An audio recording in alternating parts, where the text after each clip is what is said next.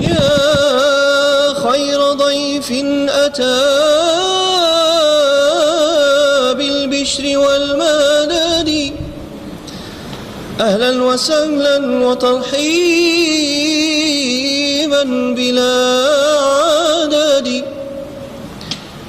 لا زلت ضيفا كريما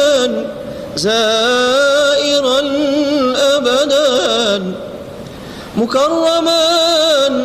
بقرى الطاعات والسدد Daara TV Daara J TV asalaamaaleykum wa rahmatullah mbokki jullit yi ginnaaw bi ñu leen nuyoo ziyaari leen tey ñëw leen jox naafila tey gi mu doon juróom-ñetti rakka bu ne nga tari ci Faatiha benn yoon inna anzalnaahu benn yoon qul huwallahu ahad ñetti yoon naafila tey gi doon juróom-ñetti rakka bu ne nga tari ci Faatiha benn yoon inna anzalnaahu benn yoon qul huwallahu ahad ñetti yoon sëriñ bi wax na ne képp koo def des na ko jégal ay bakkaaram te des na ko defal aw yiw te dana bokk ci mbooloo mi ànd ak yonent bi sallallahu alayhi wa sallam tabbi àjjana incha allah. waaw tey nag suñu bul tey den Seydina Aliyu di ñeenteelu sahabatu rasulullah doon koo xam ne yonent sa sallam moo ko yar ci loxoom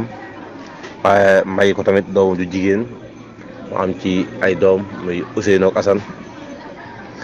mu doonoon koo xam ne ku bari ngëneel la doon borom xam-xam bu ñëpp nangul ne borom xam-xam la ci ay ngëneelam mas na tànn benn yonent bi sallallahu alayhi wa sallam bis mas naa wax ne drapeau bi du ma ko jox lu dul koo xam ne ci waa àjjana la bokk drapeau bi du ma ko jox lu dul koo xam ne nit ñi nangul nañ ko ak maanuteem nit ñi di xool ku mu war a doon ñu bëri sax jugoon nañ ngir di laaj drapeau bi yéen sa salaam gàntal leen daal ne ana Aliyu ñu ne ko bëtam day métti mu nañ ko wool wax ne ñu ko ñaanee bëtam boobu moo gënoon a leer ci jamono booba ci jamono yu ko weesu ay ngeen yoo xam ne laq na ko ci yéen sa salaam te dina yàlla nañu yàlla fayal saxaaba yi ngeen gi pay te tax ci seen barke te ñuy dëkkee doy ci ñoom jërë ngeen jëf. jërëjëf ñu ne day laaj nga xam du leen julli boo def